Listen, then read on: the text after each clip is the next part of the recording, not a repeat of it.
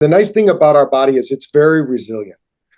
These bodies are so resilient. And like you're saying, our brain, the most powerful pharmacy on earth is not Walgreens or something like that. Your brain can create 30,000 different neurochemicals. So we just have to have the right thoughts. So the right tools can help you. Are you feeling stuck in a cycle of stress, sleepless nights, and burnout?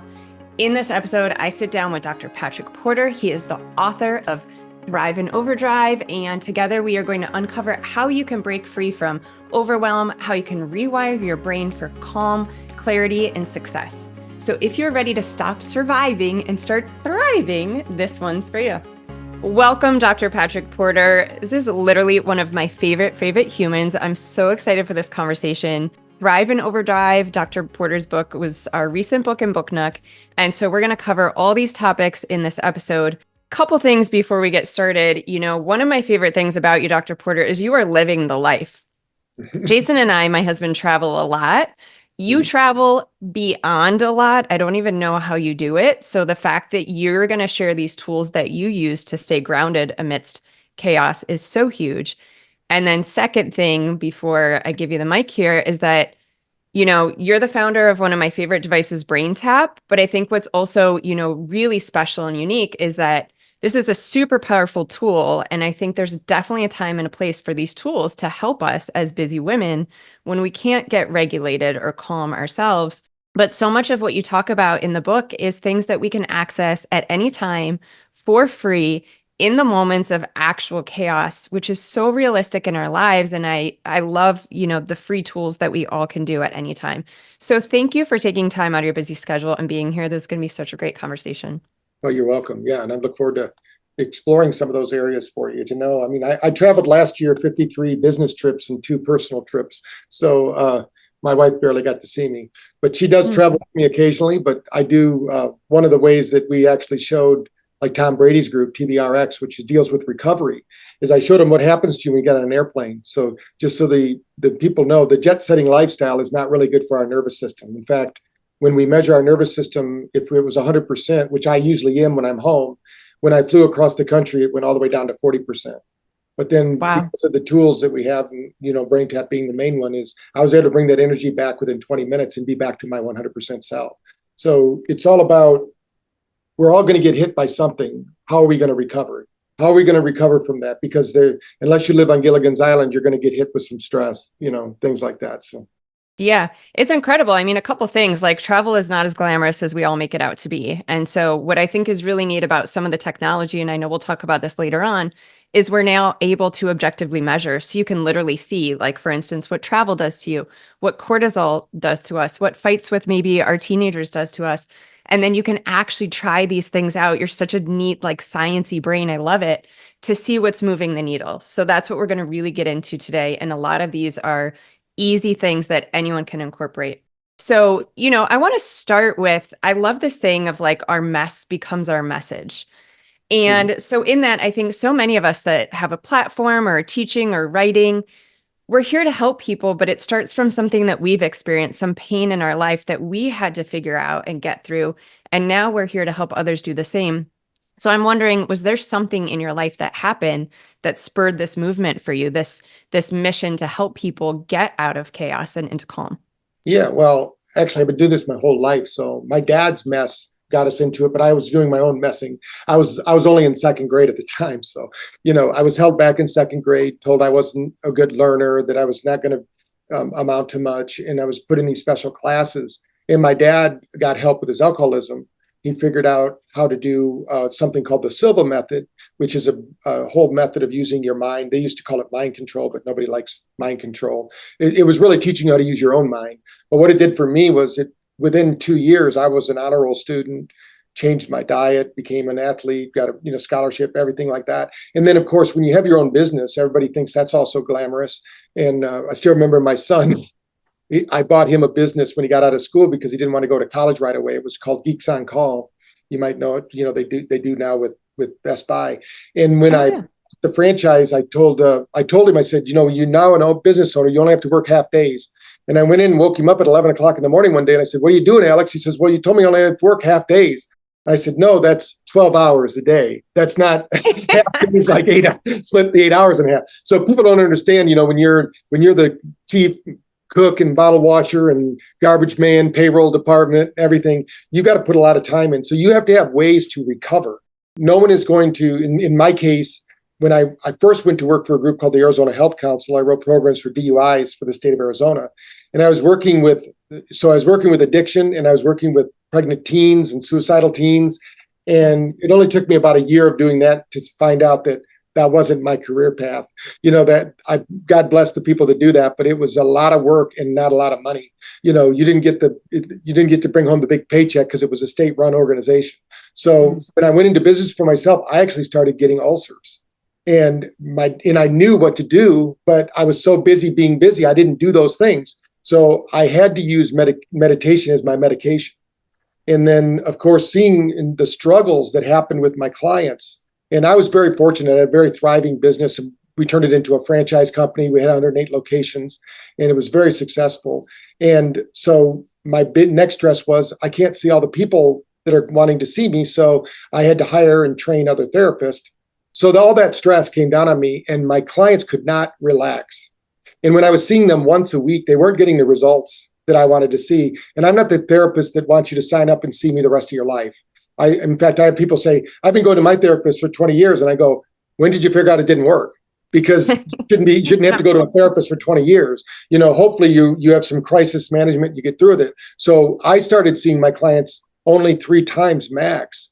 Now, I extended that for some people because we weren't getting the results in those 3 weeks. But I wanted them to know that my job was to teach them to do it for themselves. And that's when we created the very first portable light and sound machine. And I realized that they could take therapy home and get almost the same caliber of experience as they had with me in the clinic. And that's really what I was looking for, because they were just struggling with maintaining balance in their world, just like we all do. And, when you go to make a change in your life, it's going to cause stressors because the subconscious is going to try to make you do the things you've always done. Even though you don't want to do them, we go unconscious and the brain just basically takes over. So it became one of those things that I just noticed mostly myself, because mostly everything I do first is for me. And if it works for me, then I'll put it out to my clients. Right. You're N1. You're the first patient in the study. Yeah, I mean, so interesting. You come from an entrepreneurial background, and I think what's really an important takeaway for all the listeners is that we are all entrepreneurs. I mean, entrepreneurs are juggling a million things, and these things never end. And so whether you have a family, a job, children, really a life in this day and age, like there is never like an end to our to-do list. I think there's always something that we could be working on. And so I think that's really important. We can all apply these strategies. I want to just touch on something before my next question with you. You talked about how, we can stay stuck in these patterns because they're what we know. So they're what we're used to. They're what we know. So let's just talk about that a tiny bit, because I think that's a really important concept, because a lot of times, when we attempt these new strategies, which we're going to talk about and here are some mindset shifts, we can find ourselves falling back into old patterns. And I think just becoming conscious of what's happening and why it's happening, and recognizing we just need to kind of push through a little bit in these phases, can make all the difference for people actually moving forward. Yeah. And I think it's important to realize that those neuron connections, think of it like grooves in a record, in the old vinyl records. You have these grooves and the needle follows those record grooves. The same is true with our thinking. That's the easiest path. So the energy in our brain is going to take the path of least resistance, which is what we've always done, whether good, bad, or indifferent. Now, that means it's going to take effort at first. And in science now, we call that neuroplasticity. So that's where you have to have a good diet. You can't outthink a bad diet. You've got to be moving and breathing. You can't sit all the time. You got to get your nervous system going. And you've got to do some kind of mindfulness practice or BrainTap or something to get your brain going. Now, what we do know, just so the listeners know, the difference between mindfulness and BrainTap is immense. We've never measured in the history of 30 years anyone who could meditate and get the same response on an EEG that we can do with BrainTap with somebody who's never meditated, which means we can bring energy to the brain. Your brain takes a lot of energy. So when we implement one of the reasons we brought light into the eyes and the ears is we have something called chromophores, and these are batteries that absorb light energy. So the brain is going to absorb that energy through the blood. And when it hits the cell, just so everybody understands, it speeds up the Krebs cycle, which makes ATP, and it actually spins it up 32 times. So if you can imagine, if you could do something for 10 minutes that speeds up your production of energy at the brain level 32 times, that's what BrainTap does. And we have science that backs that up. So it's not just me making that up. I mean, we have a lot of science that does that. So that's why we can reverse dementia in 6 weeks. That's why we can take people who are nonverbal autism kids and get them up to 23% alpha and they begin to speak. It's because the brain knows what to do. Our body knows what to do, but stress in our life is what restricts blood flow and circulation. Those are the death knell to the brain. Stress is worse than pain because stress kills.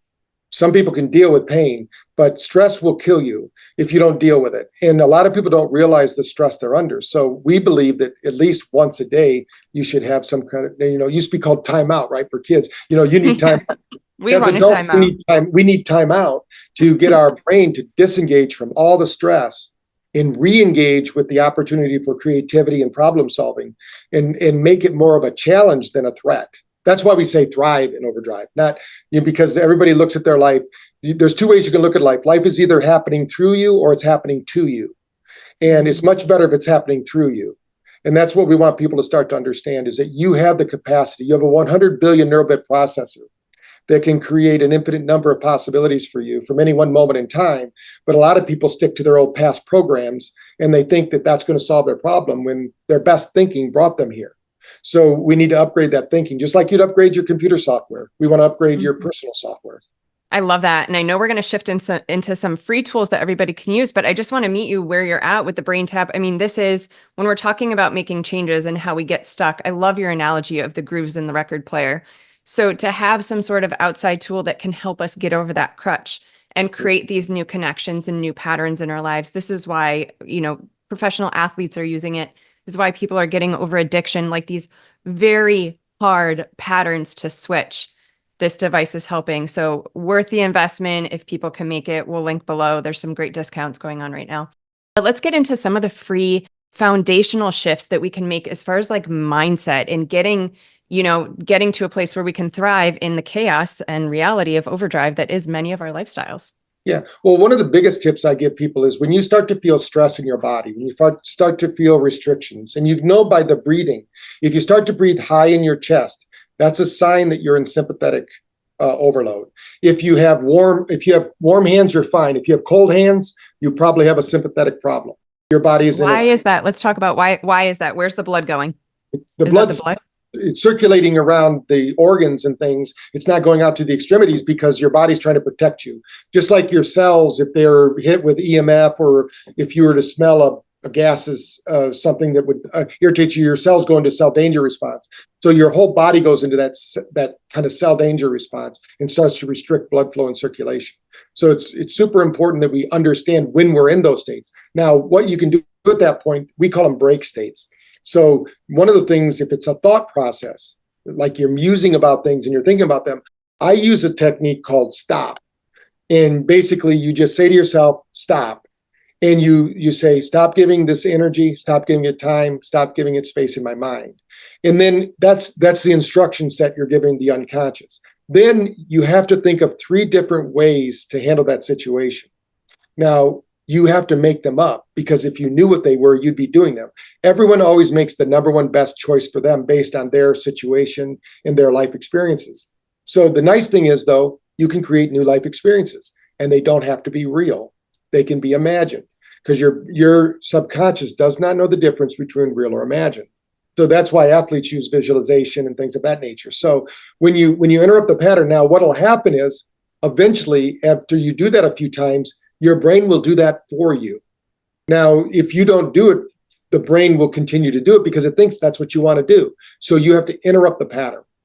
Mm-hmm. The other is, if you're feeling it in your body, your physiology, like you're feeling tension and stress, maybe in the pit of your stomach, I always recommend people stand up first, stretch, get their nervous system going, and then do some breathing exercises. And there's 3 core breathing techniques that I teach. Now, there's a lot more than that. We have 10 different ones in the BrainTap app, but I'm going to tell you the 3 that you can do right now and when to use them.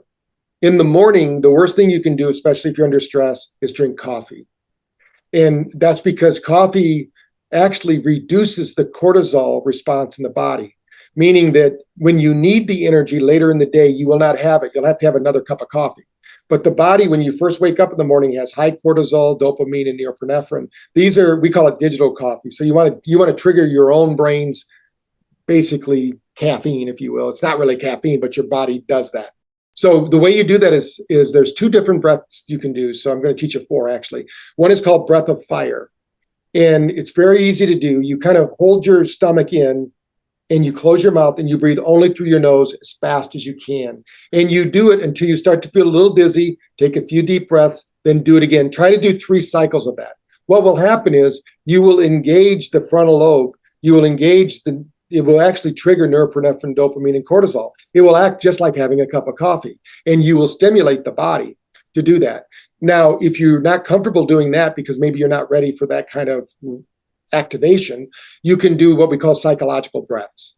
So what you do is you breathe in deeply and you hold it to the mental count of 3, thinking about the thing that's stressing you out. In the moment you get to 3, you just, and you have to make the noise. Because that's psychological. We do this naturally, right? You might be with your kids or a husband or a wife, and in the middle of the conversation, they go, well, they were holding on to a lot of stuff and they just finally released it. We do this naturally. That's why we call it a psychological breath. And you want to do that maybe for a minute or 2 until you feel like you no longer have that pinned up energy. Think of every cell of your body like a battery, and every cell has something called piezo energy, which means it actually has a voltage. It has amps and current. And so when it gets overburdened, it's like electrical system in your home. It wants to flip a switch. Like you might tell somebody, I'm about to blow a fuse. Well, it's a really good analogy but the problem is our brain will never blow a fuse until we get to a point where we just basically pass out, or some people will use alcohol or drugs or sugar or foods and things like that to try to offset or discharge that. Now, in the middle of the day, one of the best techniques now, it's very common at around 2 o'clock in the afternoon to feel burned out, stressed out, not able to go forward. This is a biological problem. It's not a psychological problem. So if somebody's telling you have a psychological need for some kind of SSRI, tell them to take those and shove them where the sun doesn't shine, because those SSRIs have never been approved for more than 14 days of use. You just heard me right. Anyone on an SRI has only been approved for 14 days of use. So if they're using it for more than 14 days, they're using it off label, meaning that they're using it when it hasn't been proven to work. In fact, if those SSRIs were on the market today, they wouldn't even pass FDA clearance. There's 40% of all drugs are what they call placebo positive, and they don't even beat the placebo, which means that people taking SSRIs don't even get the same results as somebody taking a sugar pill. Now, the problem is that psychologically people become dependent on it. So what we want you to do, though, is we are designed as humans to take a nap in the middle of the afternoon. It's not a bad thing. It doesn't mean you're weak. It used to be everybody would have a little badge that says, I only sleep 4 hours a night. Man, I'm so great. I'm so wonderful. But now we know sleep is where you incubate your superpowers. And if you have too much stress, and at 2 o'clock in the afternoon, your biological system is rebooting. Based on the light of the sun, your body is being told to drop its temperature 2 degrees to reset. That's why the Queen has tea time and why people run out to get coffee and sugar and things like that. But what your body really needs is electrical energy. We have our parasympathetic and our sympathetic system, and we need to learn how to regulate them. When the sympathetic system gets to a certain point where it's just running out of energy, it will cause you to reboot. But what we do as humans is we usually run out and do some kind of biologics, and get our biology to change our electrical system. It's better to do it. So the breathing technique in the middle of the afternoon, that's really easy if you don't have a BrainTap, is to do the box breath. Now, the box breath is used by all of our military. All the special forces use it. So imagine you're part of a 6-man team and you're going to go take on a battle cruiser or whatever, and you're on the way there. You don't have much to think about. You're thinking there's 6 of us and there's 100 or 200 of them, and what's going to happen. So what they found out was when they do this box breathing, they get a really calm, level head. They problem solve. Their body regulates. They don't overrun the system, because it's like a runaway train. Once you start to feel stress, it builds on itself, builds on itself, builds on itself. And pretty soon you can't get rid of it. So what we do, the box breath is very simple. You breathe into the count of 4, hold it to the count of 4. you breathe out to the count of 4, and you hold it out to the count of 4. And while you're doing this, you're just observing what's going on with your body. And what will happen if you can do that for 2 to 3 minutes or maybe more, depending upon how comfortable you are, you will find that eventually you can do the box breath at 6 or 8, even 10. Think of it as an exercise for the nervous system. Most of us just remember, a lot of people just let the life happen to them instead of through them. When you start training your nervous system, it'll start working with you instead of against you. And that's the key here. So in the evening now, 2/3 of the world isn't sleeping. So that's telling us something. These sleeping pills that they're producing aren't working. In fact, studies showed that sleeping pills only give you 1 minute of actual sleep. That's the average. But people will still keep taking them. Just because you're in bed does not mean you're sleeping. So when we did our study with coal miners in Australia, we have to do a washout study, which means we did 2 weeks before and 2 weeks after to measure their sleep without using the equipment. So the week before, we noticed that every coal miner on average got 10 hours of time in bed. You'd think, wow, they're doing great. They only had 1 minute of deep sleep. They didn't get any sleep. If you don't get 1 hour of deep sleep and 2 hours of REM sleep, you could be in bed 24 hours. It doesn't matter. You're going to wake up tired and groggy, and you're not going to get the results. So the key here is, how do we get as quickly as possible from our conscious everyday mind into what we call deep delta sleep, or what they call in science level 4 sleep? So the way you do that is a very simple technique. When you can use this tonight, and this is the one on radio shows and TV shows I usually give out, they get the most comments on, but it's a very simple breath. It's called the 4-8 breath. And what you do is you breathe into the count of 4, and you're going to feel when you breathe in, you're going to trigger that sympathetic system. So you might feel a little stress and anxiety. That's fine. You want to acknowledge it. You cannot, you don't want to say, oh, I don't have that, or that's not me, or you have to become comfortable being uncomfortable for a little bit. But now when you're at the top of that 4, you're going to breathe out slowly to the count of 8, and just kind of let your body melt into the surface that you're on, whatever bed you're in or whatever. And then you continue that process as you move up through the body. They call it a body scan. So a lot of people will breathe out to the feet, and then they visualize the feet, ankles, just go up the body. And when the body is completely relaxed, if you're still there, a lot of people will already be asleep. Once you practice this, some people tell me they don't get to their knees. They're already in deep level 4 sleep. And if you have an Oura ring or a Whoop or some kind of way to measure it, you'll be able to see this. But if you're still there and you're just, now your body's relaxed, but your mind's still awake, that's fine. You can use this time now to amplify the results that you're getting from that relaxation by thinking of the things you're grateful for. And it's really important that you only think of things you're grateful for. If a negative thing comes into your mind, we teach you to take those and place them behind you as black and white images. You can deal with them later, or you let the subconscious angels take care of them while you sleep. But you don't want to deal with that before you sleep. And of course, setting yourself up to sleep at night is really important too. I don't recommend the news unless you're way too happy. Then you can watch the news and get a little depressed before you go to sleep. But you don't want to watch high engaging, emotionally charged shows. It's always good to maybe read a book, a real book, and get your brain. There's something about that creates a synchronization in the brain, and people sleep better. They've done study after study on that. Or you can do a bath before you go to bed. Whatever you need to get rid of the stress. The more you can do before you get to bed, the better. But if you can do that breathing technique, and that travels with you, so you can take these anywhere you go. They're free. Now, the other thing, just as an overall thing that you probably already know, is our body is a hydro engine. So we want to drink 8 to 10 glasses of water a day, or half your body's weight in ounces of water. But before bed, if you can go 2 hours without any liquids before going to bed, you'll find you'll get a deeper sleep as well. But if you have to drink something, then by all means do that, because it's better to be hydrated, because while you sleep, your brain's doing all the neurological work. Everything you did during the day, your brain is categorizing and organizing, and that's something called REM sleep. That's when REM's doing its work. And, a lot of people say that their dreams will become more vivid and more real because they have offloaded the stress and you focused on the positive. Love that. Oh my gosh, so much great information. I just want to kind of pull out a couple tidbits that I heard in there that were really powerful. Obviously, those 3 breathing exercises are huge. Thank you for those. They're so simple. And I think sometimes we look beyond these things that are so simple, because I think for so long we have felt the need to work so hard at recovery You also touched on pharmaceutical companies. I mean, like Dr. Porter said, a lot of these, the sugar pill is more powerful, and our brain is so beyond powerful in setting our biology.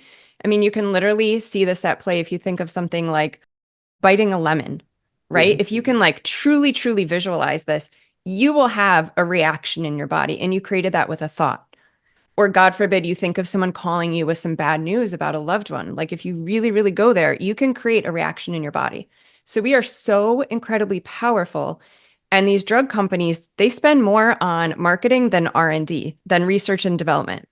So they are master marketers. And I love, we're all seeing this really empowering movement where if your doctor's not talking to you about food, exercise, sleep, they're a drug dealer. And so, it's really time to put these simple tools back in our hands because we can make so many shifts. So I'm going to do that breathing one tonight. I love that. With that, Dr. Porter, you've talked a lot about resilience, neuroplasticity, creating these new patterns in our brains to make these new changes easier. So tell me about how like technology or some of the things we're doing in our lifestyle can help or hinder those processes. Yeah, we all hear that technology is driving these negative states, right? And it is kind of a double-edged sword. I don't think anybody on this call is going to get rid of their cell phones today or get rid of their big screen televisions and stereos and electric cars, but there is technology that can help. So the thing is, how are we choosing it? And the nice thing about our body is it's very resilient. These bodies are so resilient. And like you were saying, our brain, the most powerful pharmacy on earth is not Walgreens or something like that. Your brain can create 30,000 different neurochemicals. So we just have to have the right thoughts. So the right tools can help you, right? So there's ways you can mitigate EMF if that's a problem people have, because that's a stressor too. Environmental stress. You want to make sure you don't have mold in your home. Those are really bad. And a lot of people have become super sensitive now. When I was growing up, I never heard of anybody having a peanut allergy. Now they don't serve peanuts on airplanes because somebody has a peanut allergy in the third row or something. And really it's an exacerbation of all things. It's not one thing. Like somebody says what's going on. So when you think about this, the key to really resilience though is when you're doing one task, do one task. Multitasking can really overstimulate and stress the brain. And I used to pride myself at being able to watch a football game, work on my computer. My wife would be talking to me, and I could repeat back to her exactly what she had said. And she thought, "Wow, this is great." And then I realized what I was doing to my brain, and did it live with one of our EEGs, and showed how much it was taxing my brain. Maybe not at that moment, but later in the day, I would have emotional outbursts and things like that when I try to do too much, because your brain uses 25% of the energy of all your resources. So think of all the water you drink, all the food you consume, all the time you spend. Your brain is getting the first cut. And if you can rob Peter to pay Paul for a while, but eventually you'll have a problem. So try to do one thing at a time is one of the things to do, and balance your technology. I don't carry my phone on me if I can help it. I keep it on a table or something. I mean, I can still see it, and although some people say I never answer it, but I do if it's Dr. Saunders, people like that. But when you think about what you're doing, but I think the key thing is to get outside. One of the things you can do with technology today is something called grounding, which if you go to earthing.com, Clint Oper, that's somebody you might want to talk to too. His book Earthing might be an interesting one for people to read. But Clint Oper, grounding is free. So what I'm telling you is these are where you can buy things. You can walk right outside barefoot. And what I always encourage people to do is don't take my word for it. Go to Lowe's or Home Depot, and they have a volt-ohm-meter there. Ask somebody to turn on the volt-ohm-meter, take the red and black and hold it in your hands. You're going to find that you have about 3 volts of energy going through your body. That should be 0. Your body should always be at a 0 point in voltage. If you had that same volt-ohm-meter, you walk outside barefoot, hold that same volt-ohm-meter, you'd be at 0. Because our bodies are designed to interplay with the earth. EMFs don't even bother. I've had people that if they're in their rubber bottom shoes and they're by a 5G tower, they will pass out. Literally. I mean, there are people like that. I say, take off your shoes. They're fine. Because our body's designed to ground all that negative information. It's coming into the body as information. And the body doesn't know what to do with it. just to give everybody now, if you get to bed by 10 o'clock, which I recommend you do, between 10 and 11, you make more melatonin than the rest of the night.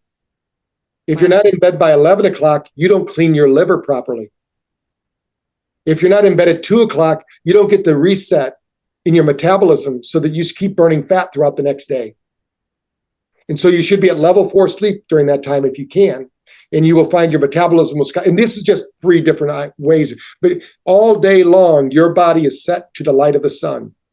That's what happens to people when they fly across the country. When I was talking to Tom Brady, and I said, this is the reason you need to use BrainTap on your jet. And he has 2 on his jet. And I was funny because he sold one to Bon Jovi when he was on his jet with him. And because Bon Jovi says, I don't really like flying anymore. I just feel so bad. And Tom says, you don't have to. Mm-hmm. It's energy. And we're disconnecting from the source, which is the sun. And that information is coming in and beaming information. It has frequency information that's telling our cells what to do. That's why we know to sleep at night and wake up in the morning. But because we have artificial lights, this is a technology we have, these artificial lights we have can be doing harm. And if you look up Dr. John Ott, which he's the guy who really found out about this natural light sensation. And I have a red light, a Ott light, that in the morning I do 20 minutes while I'm doing my emails first thing in the morning. And that 20 minutes is pure. It's the right light I'm supposed to have in the morning that I don't get because I don't go outside every morning, do it. Now, when I'm out at my property or something like that, of course, I go outside and walk around the property and do that. But when I'm home, sometimes I'm so busy being busy, I don't do the things. So I have to there is technology out there. So no, there's technology out there. And it's all about, when we talk about resilience, it's not about avoiding stress. No one is going to get out of this alive, right? So, but what you have to do is realize when you are full to capacity, you've got to recharge. And then what will happen is you'll keep recharging, and you'll build a bigger capacity. And that capacity is what's going to set you apart from other people. I can handle a lot of stress because I've been self-employed for 40 years, but I wouldn't make it. That's why a lot of people never make it being self-employed or being an entrepreneur, is they can't handle the stress because they make decisions when they're stressed. I never make decisions when I'm stressed. If I'm stressed, I will go do a meditation, my BrainTap session, get my body back to normal balance before I make that decision, because I just know that we all make bad decisions when we're stressed out. So if you're living your life in a stressed out state, you're probably making a lot of bad decisions that could be cleaned up just by taking a break. Like I said, in the morning is a good time to reboot the brain. The middle of the day is a good time to reboot your physiology. And then at night to downregulate your nervous system. That's really, our body needs to be trained again. We used to do this naturally in ancient times. These things would happen normally. We're just having to basically put them into our schedule because of technology. Yeah. Oh, so good. And again, the decision making, I think that can apply to all of us. Like, we've all been in that place where we're like in busy stress mode, and then either it's a text comes through or something comes up. That permission to pause and get yourself, I call it, into your body and into your heart, like getting ourselves out of that mode is a game changer. And I think we've all got. I steal that from you. That was a good one. Which one? That's a good one. So really, that's true, because think of your heart as your brain too, because you have 40,000 neutrino cells in your heart. You have a heart brain, and it thinks and responds. So when you do, a lot of people, they don't get into their body at all. They don't want to feel that. So they do everything they can to disassociate from those emotions. And really, you have to own those emotions to change them. Love that. Well, let's talk a little bit more about that brain-body connection and how, things like exercise, nutrition, and rest, I'm so glad, is having a moment, right? With the sleep trackers. And I love Aura. Anything you measure, you're going to start to impact and change. I was reluctant to get it because I'm like, back when the kids were little, I have 3 kids. I know I'm not sleeping well. I don't want to see this, but it actually helps you understand, these sleep trackers, what you're doing that's impacting this deep sleep, especially early in the night. So let's talk about how, exercise, nutrition, rest can impact our brain-body connection. Right. Well, let's talk about exercise first. There's something called BDNF, which is brain-derived neurotropic factors. This is how the brain grows and expands. This is how you build capacity. A lot of people don't understand how the brain actually evolves. When we were born, we were fully wired. We had 100 billion neurobit processor, was fully wired. That's how we could learn a language, learn to walk, learn a whole reality, really. by the time we're 2 or 3. If you've had children, you go, wow, this kid was just pooping their diaper. Now they're running around telling me what to do. It's what happened to these people? So it's all about how do we keep the brain connected? So exercise. The reason we have such a big brain as a mammal is because we exercise, we build our muscles. So as we age, there's a direct correlation between muscle in the body and cognitive thinking. So if you don't have muscle, you don't have the capacity to think. So that's why when somebody says, I don't have time to exercise, I say, well, who's going to take care of you then? Because if you don't have time to exercise, you've got to plan who's going to be taking you in and out of your wheelchair and walking around, because after 27, our bodies only have one way to go. Unless you figure out something different, I'll take your class. Tell me how my body stays at 27. Basically we atrophy. We don't have much of everything, and as we're kids, we get away with a lot because we have all these different resources. So exercise is key, and it doesn't have to be a lot, but we do know that for the brain, resistance training is best. So you can do walking and things like that. If that's all you can do, that's a great start. And I do think that walking is good for your cardiovascular system, but you need muscle. So you have to do some kind of resistant training. Now, there's a lot of different biohacks for that too. There's blood flow restriction bands, which I love.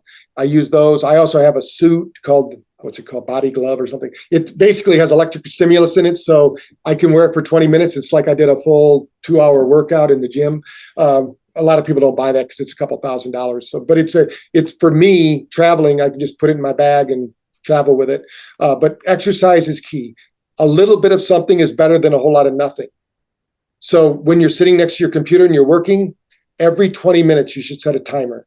Get up and do 5 deep knee bends. Do some stretches. When you're sitting, your body is atrophying. They say 20 minutes of sitting is equivalent to smoking a cigarette.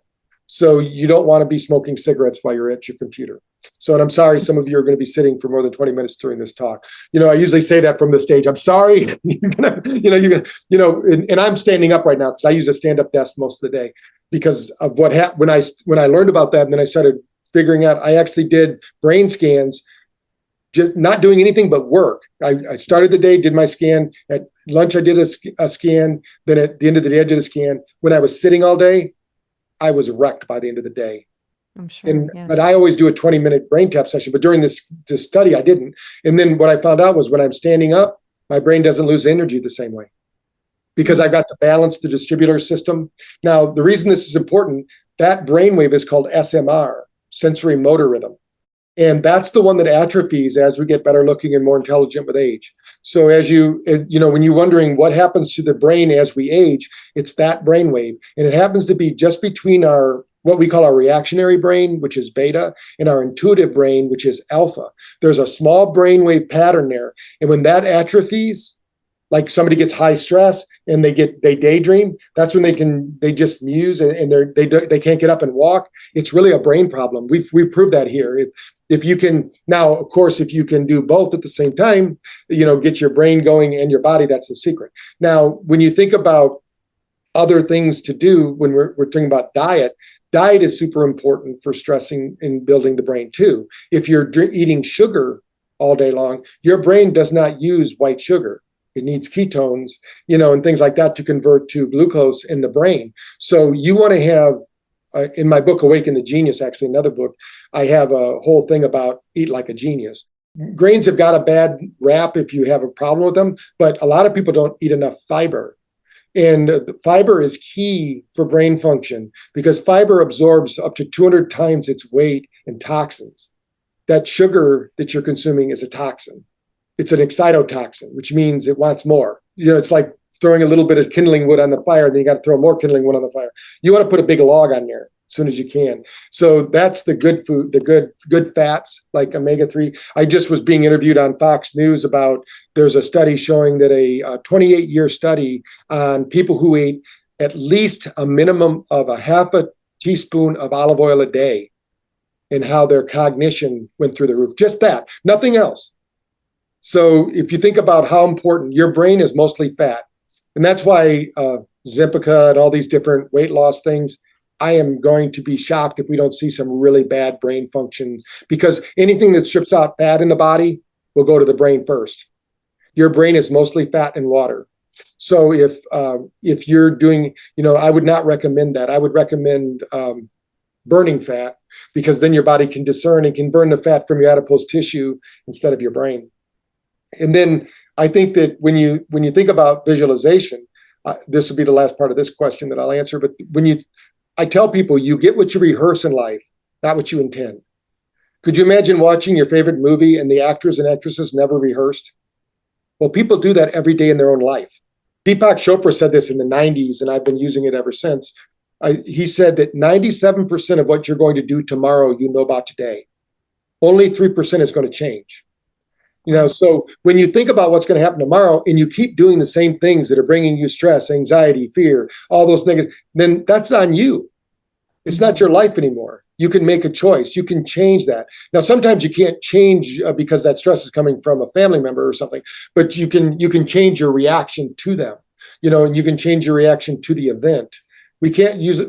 I still haven't found out how to raise the sun in the West and have it set in the East. So there are certain laws of nature that that govern us. So, but if you realize and you can visualize that 97% that is going to go your way, that is going to happen, you're going to drive this way, you're going to get up and have breakfast with your family, whatever's going on, visualize that in harmony with your body instead of in conflict. And the nice thing is that when you we call this precognitive thinking, and I started using it when I read about the astronauts. Most people don't realize that astronauts are taught precognitive thinking because if they think in time, they're already dead. They're moving so fast. Our brain can only process 180 miles an hour. So like when I did the brain scan on Danica Patrick, she had the highest performing brain we had ever registered. There might be somebody out there better than her, but on a scale, most people are under 5,000. She was at 32,000 on this scoring metric. Because she's the race car driver, yes, so she had to think so fast ahead. Wow. So when you think about, and she said that she spends most of her time visualizing the race. Wow. So her brain already knows what's going to happen. So it's happening without her awareness, but within a parameter that she's visualized and realized. So visualization is key to this, especially with all the stress, because when something happens and it's going to happen, and then you can plan and have some contingencies in place. That's why a good business plan always has what happens if it all goes to hell in a handbasket. What are we going to do? And so we need to have that every day. And then how would you course correct? Because it's not about having everything perfect. It's about adjustments and how can you adjust to go with the flow and don't let it bother you as much. Don't internalize that stuff, in other words. And that's where visualization comes in. Love that. And also a little bit of surrender too, right? Like letting it come through you. So with that, you talk a lot about this concept called brain entrainment in your book, Thrive in Overdrive. And so I'm wondering a little bit about what that is exactly for anyone who maybe hasn't read the book yet, and we'll link the book below. And how can we apply that in our daily lives? Right. We're always being entrained. So what we've done is we've taken the visual, auditory, and kinesthetic cues, and we use them in the BrainTap. But I'm going to talk about how it works in nature, just so you understand. So when we go to the ocean, let's say we all had this meeting next to the ocean, what would happen is eventually our body would start to reflect the energy from the ocean. We know that it has an evoked potential, which means that everything in the world is broadcasting light energy, and we're absorbing it. You are broadcasting light energy at 810 nanometers. Every person does that. That's why we can see them. And that's why night vision works for live things. So when you think about this, it's hitting us as a frequency. So it's boop, boop, boop, boop, boop, boop. So the ocean has a 10 hertz frequency, which means that's alpha.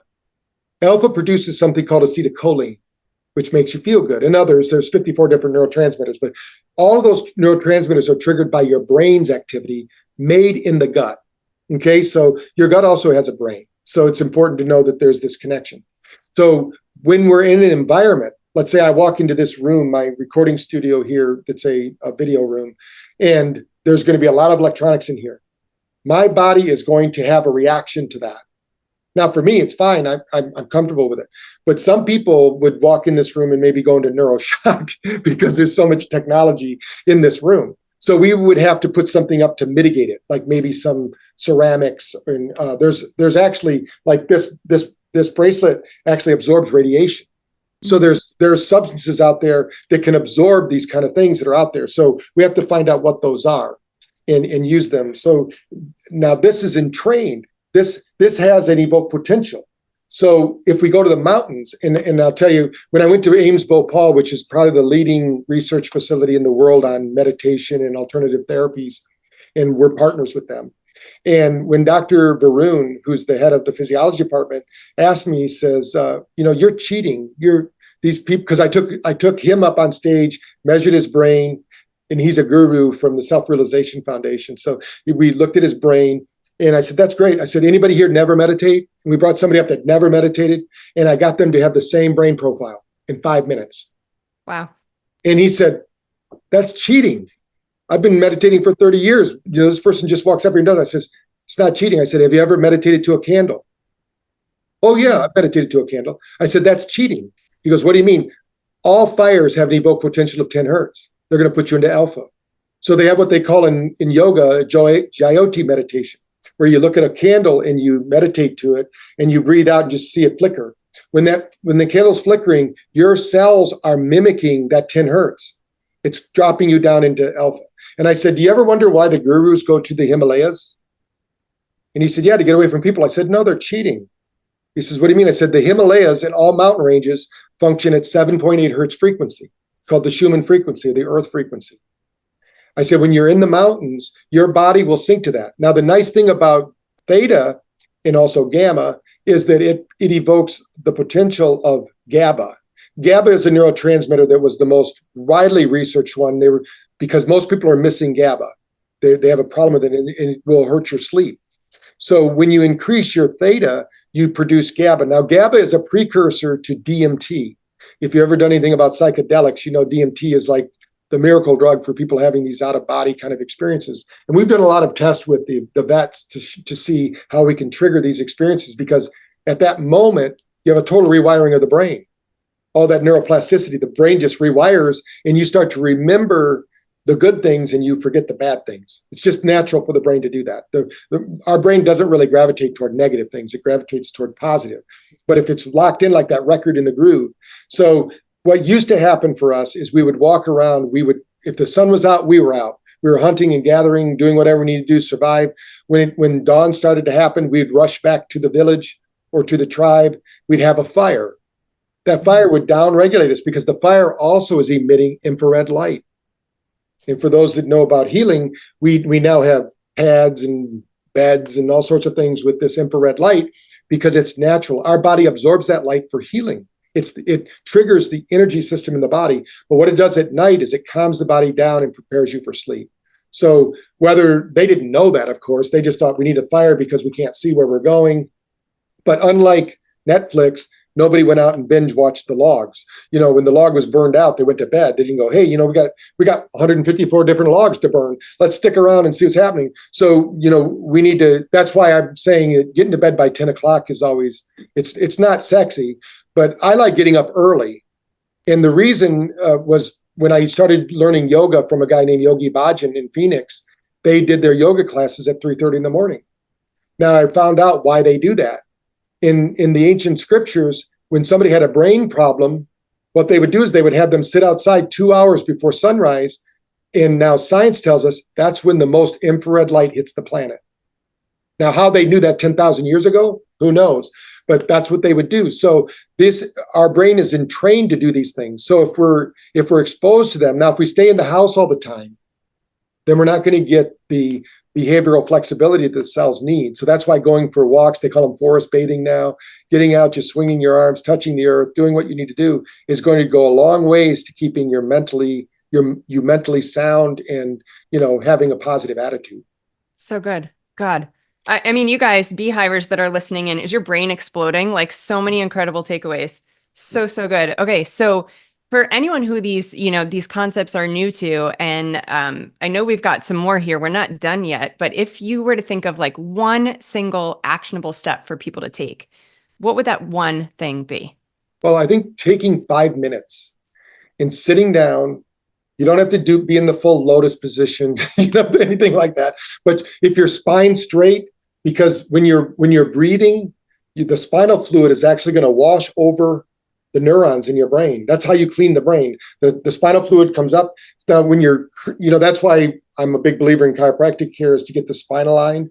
But when you're sitting, just make sure your spine's aligned, rock your head back and forth, roll your eyes slightly upward as if to look through the top of your lids. This will turn on alpha, and just breathe for 5 minutes. And if you need to, just put on some classical music or some easy music. No, not Metallica, in other words. You want to have something that's going to relax you. And just see if you can sit there for 5 minutes and expand. You will get such benefit. What will happen is the minute you start to change your brain frequency into alpha, all the stress, all the anxiety, that only lives in one brainwave called beta. Believe it or not, you only experience pain in the brain. It's not in the body. That's a signal coming from the body to the brain. But when you downregulate beta, pain diminishes. Actually, they've actually proven, Virginia Hunt has done it at UCLA. She showed that when you calm down the brain, you actually increase the energy production. And we all emit photic energy. So it's not just the holy men that we see the halos around. Every person has this energy exchange. So we want to open that up, open those gates of energy, and relax. And that's probably the one thing I would recommend people start doing. I love that. Now, I mentioned briefly our Beehiver community. We've got some of them here in this call. I'm going to link below. One of the challenges, the journeys we're going to be doing in that community coming up is our 5-minute sit spot. I think, again, I touched on this at the beginning with your simple strategies. It's like what do they say? We overestimate what we can do in a day and we underestimate what we can do in a year. I think, there's so much power in like these 5-minute tools and solutions. So one of the things we're going to do together in this community as women is a 5-minute morning. And I think now, based on all you're saying with alpha and mirror neurons, and I love this, you said this at our lunch date, frequency is what we frequently see. It's who's around us in our environment. But I'm going to add candles into that morning challenge to help activate the mirror neurons and get us into alpha. I love that. It's an easy way to do it. Yeah. And I think people setting boundaries is important. Like you said, don't set a to-do list that an army couldn't accomplish and then beat yourself up at the end of the day because you couldn't do it. Some things just aren't going to get done, and I've gotten better at that, to the chagrin of some of my staff, because I'm like, I can only do so much, and set boundaries, be intentional in your living. When you need to say no, because it's not, if you're not congruent with yourself, even though it's going to upset people, you just have to do that. I mean, if you have something planned and somebody says, I'm moving, and you go, okay, no, say no. I have something planned. I'd love to help you. But I mean, I've done it myself. I've hired people from U-Haul to do it because I'm not going to go haul anymore. But the people will do that. So I think that's important, to take back control. In other words, don't be a victim to what's happening in your life. You want to be in the story of your life, you want to be the hero, not the one being saved. When you say the message, your message, I always tell people, whatever you're going through, whatever the dark night of the soul is for you, that's your incubator. You're going to arrive on the other side of that. You're going to have superpowers, and other people are going to need you for that. And there's a reason you're going through it. And if you look at it as a challenge rather than a threat, your body will rise to the occasion and you'll solve it. I think that's so beautiful, because it gives purpose and intention to what we're anything going on in our lives. So thank you for sharing that. I love what you said about boundaries, and it sounds like that's how we really take the power back and stop blaming lifestyles and stress for everything going on. I think too, the great quote, like, the only people who are going to get mad about us having boundaries are the ones who are benefiting from us having none. Right? Such a good one. So important. So one final question I have for you is, this has been such a powerful book for me, for my community. I'm wondering if there's been any feedback that has surprised you, or any feedback that has shifted, your personal or professional life from the differences you've made from your words in this book.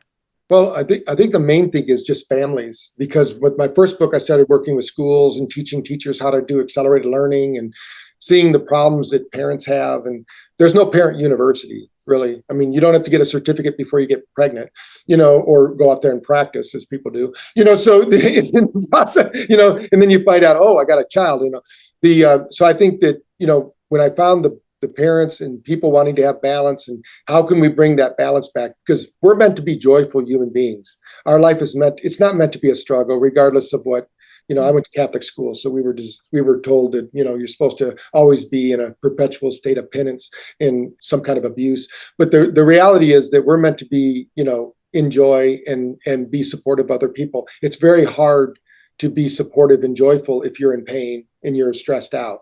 So I really think everyone should take, the minimum is 5 minutes, and if you can do it, in the morning or the afternoon or the evening, just a time that you set as an intention, you'll find that time will expand because you'll get a benefit. The benefit will far outweigh the time, whatever you're not doing during that 5 minutes. Absolutely. Oh, so beautiful. We're going to keep our private Beehive community on here. They get to stay on after the recording and pick your brain a little bit for a few minutes. For anyone else who has enjoyed this episode, I want to just thank you for being here, Dr. Porter.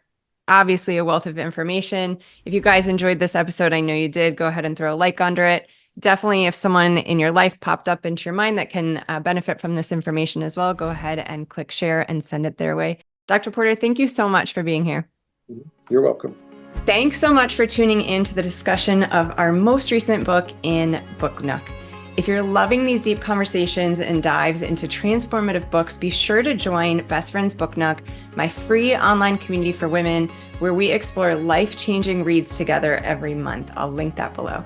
If you want to take it a step further, Beehive members, my private membership, get exclusive perks like staying on as a live audience for our podcast recordings and even getting to ask the authors their burning questions. All the details for Book Nook or become a Beehive member are linked in the description below. Let's keep the conversation going, and I'll see you soon in the next episode.